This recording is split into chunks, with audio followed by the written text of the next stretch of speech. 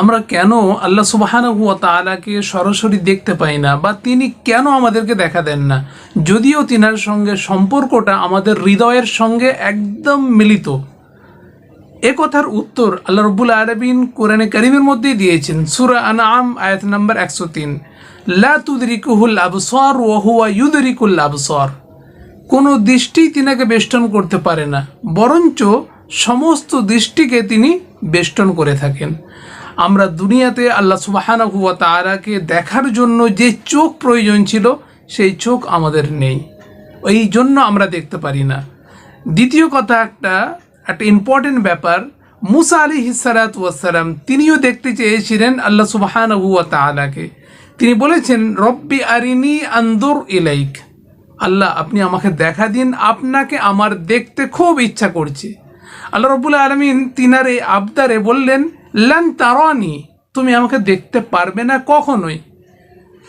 তারপরেও মুসা আলাইহিস সালাতু ওয়াস সালামকে আল্লাহ সুবহানাহু ওয়া তাআলা বললেন যে তুমি পাহাড়ের দিকে তাকিয়ে থাকো, যদি এই পাহাড়টা নিজের জায়গায় স্থির থাকে তাহলে অবশ্যই তুমি আমাকে দেখতে পারবে। মুসা আলাইহিস সালাতু ওয়াস সালাম সেই পাহাড়ের দিকে তাকিয়ে রইলেন। আল্লাহ রাব্বুল আলামিন তিনার নূরের জ্যোতি সেই পাহাড়ে ফেললেন, সঙ্গে সঙ্গে সেই পাহাড় চূর্ণ বিচূর্ণ হয়ে গেল। ফাখাররা মুসা সাইকা, মুসা আলাইহিস সালাতু ওয়াস সালাম সংজ্ঞাহীনভাবে জ্ঞান হারিয়ে পড়ে গেলেন। যখন তিনার জ্ঞান ফিরে এলো, তিনি বললেন, সুবহানাক তুবতু ইলাইক, যে আপনি মহান, আমি আপনার কাছে তওবা করছি, এটা আমার আবদার করাটা উচিত হয়নি। মুসা আলাইহিস সালাতু ওয়াস সালামের এই কথা শুনলে বোঝা যায় যে পৃথিবীতে কোনো মানুষ এবং জিনের দ্বারা এটা সম্ভব নয় যে তিনি এই পৃথিবীতে থাকতে থাকতে সরাসরি আল্লাহ রাব্বুল আলামিনকে দেখতে পাবেন।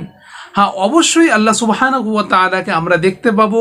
সহিহ হাদিস দ্বারাই প্রমাণিত, তিনাকে পূর্ণিমার চাঁদের মতো আমরা দেখতে পাবো, এবং আল্লাহ রাব্বুল আলামিন নিজে মুমিনদের সঙ্গে দেখা করবেন। সে ভিডিও এই ডেসক্রিপশনে দেওয়া রয়েছে, আপনারা দেখতে পারেন। এবং সূরা কিয়ামার মধ্যে রয়েছে, আল্লাহ রাব্বুল আলামিন বলছেন যে সেই দিনে কিছু চেহারা উজ্জ্বল হবে, ইলা রাব্বিহা নাযিরা, এবং তিনার প্রভুকে তারা দেখতে পারবে।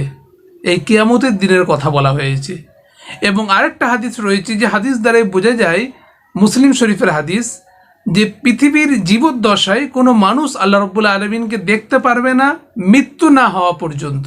নবী আলাইহিস সালাতু ওয়াস সালাম বলেছেন এই হাদিসে যে কোনো মানুষই পৃথিবীতে আল্লাহ সুবহানাহু ওয়া তাআলাকে দেখতে পারবে না যতক্ষণ না পর্যন্ত তার মৃত্যু হচ্ছে।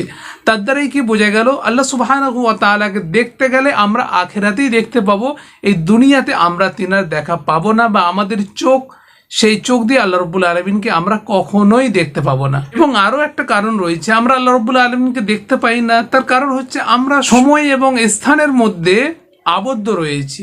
অথচ আল্লাহ রাব্বুল আলামিন টাইম এবং স্পেসের বাইরে। আল্লাহ রাব্বুল আলামিনের তৈরি সময়, স্থান, সমস্ত কিছু তিনি এর থেকে অনেক ঊর্ধ্বে। তো আমরা আখিরাতে এই যে টাইম বা এই সময়টা থাকবে না, তখন এটা অন্য টাইম হয়ে যাবে। সেই জন্য আমরা আখিরাতে আল্লাহ রাব্বুল আলামিনকে দেখতে কোনো অসুবিধাই হবে না। এবং আল্লাহ রাব্বুল আলামিন কোরআনে কারীমের মধ্যে সূরা শূরার মধ্যে বলছেন, লাইসা কামিথলিহি শাই, কোনো কিছুই আল্লাহ রাব্বুল আলামিনের মতো নয়। যে আপনি কোনো জিনিসকে দেখে আল্লাহ রাব্বুল আলামিনের ধারণা করবেন, এটাও চলবে না। তাহলে বোঝা গেল আল্লাহ রাব্বুল আলামিনকে আমরা কেন এই পৃথিবী থেকে দেখতে পারি না।